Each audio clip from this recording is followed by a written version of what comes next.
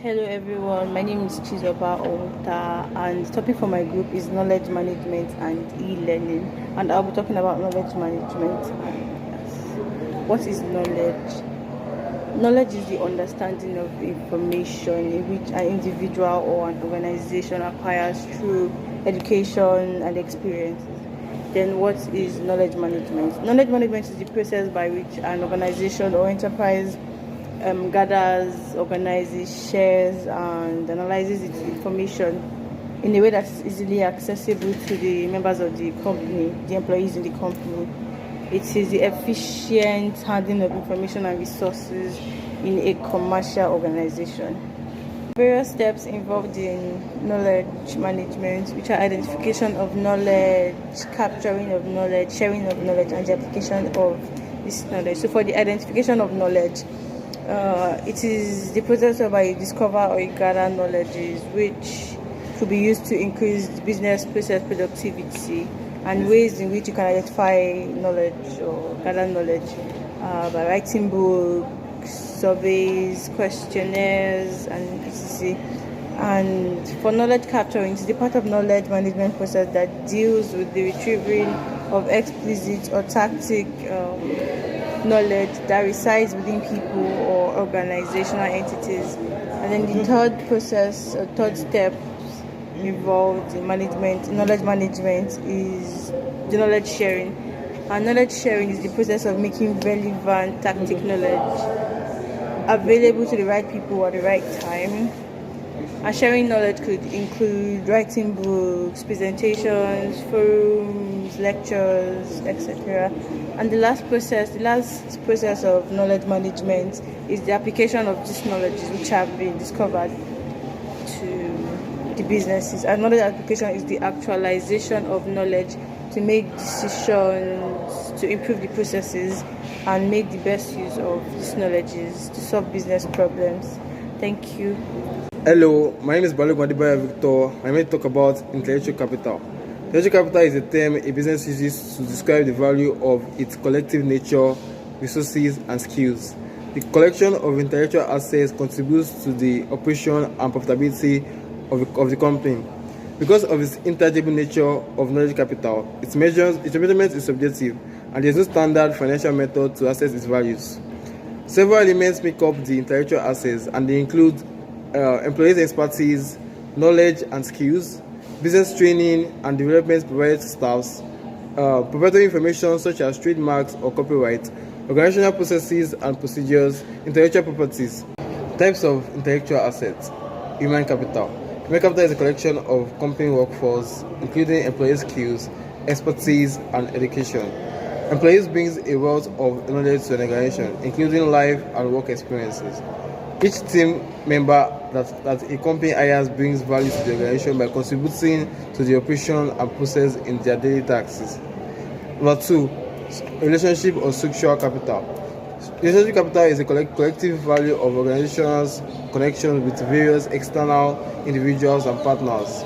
These relationships include suppliers, vendors, business partners, shareholders, and customers. Lastly, structural capital. Social capital is a combination of processes and information that supports an organization's human and relationship capital. Some intangible elements of structural capital include the hierarchical infrastructure and organization of the company, its mission statement, and core values. Thank you. My name is Bashon Waris, and I'm here to talk about human element. The human element is a complex multidimensional issue that affects maritime safety, security, and marine environmental protection, involving the entire spectrum of human activities performed by ship's crew, shore-based management, regulatory bodies, and others. Under human element, we have employee perspective and self-interest. So employee perspective means working with the purpose of changing lives, finding purpose and meaning in our day-to-day work, sharing goals with colleagues, and unlocking our full potential through means that benefit society and individual. Self-interest generally refers to a focus on the needs or desire of oneself. Most times actions that display self-interest are often performed within conscious knowing. Incentive. A team that motivate or encourage someone to do something. Influence sharing. Influence sharing means we are open to our partners, thinking without necessarily agreeing or complying or calculating. Unintended consequences are outcome of a purposeful action that are not intended or foreseen. Guidelines. A general rule, principle, or piece of advice. Content. In a state of peaceful happiness. Lack of content. The state of being vacant or containing nothing.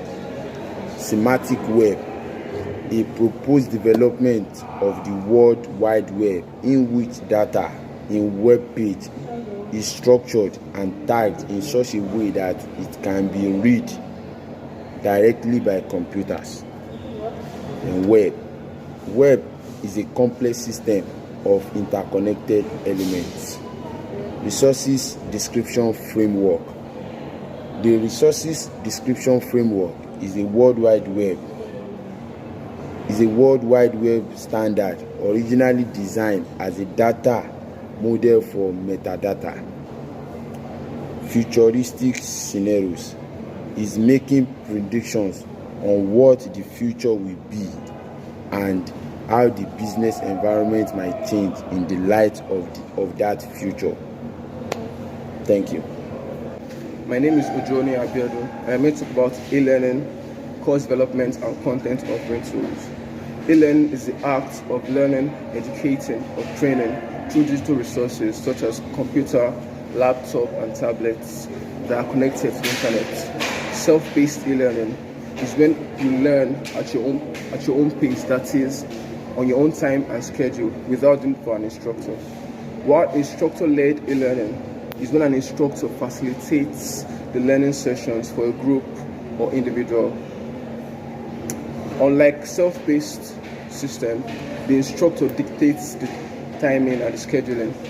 Hybrid e-learning, as the name implies, combines aspects of self-paced e-learning and instructor-led e-learning. The development process is a process of creating an e-learning course.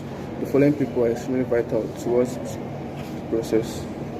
A subject matter expert is a person who is extremely knowledgeable in the field or topic of the e-learning course. An instructional designer is a person that designs or develops the digital resources, digital materials for the e-learning course. A project sponsor is a person that owns projects and provides the resources towards the development of the e-learning course. The project manager is in charge of the entire project and makes sure the whole thing runs smoothly. Content authoring tools are software packages that developers use to create or package e-learning content. Narrated presentations is the use of PowerPoint slides to aid in e-learning classes.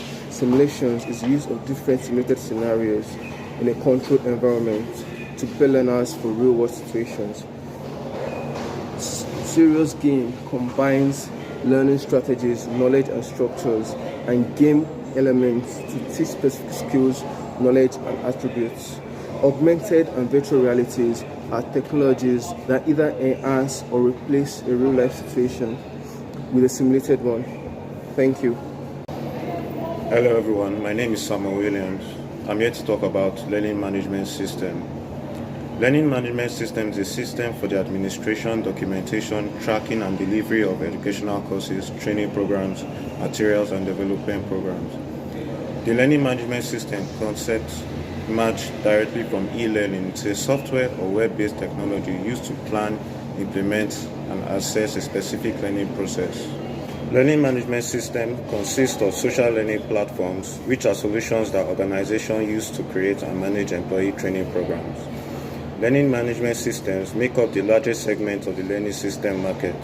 The first introduction of the LMS was in the late 1990s. Learning management systems have faced a massive growth in usage due to the emphasis on remote learning during the COVID-19 pandemic. It was designed to identify training and learning gaps using analytical data and reporting.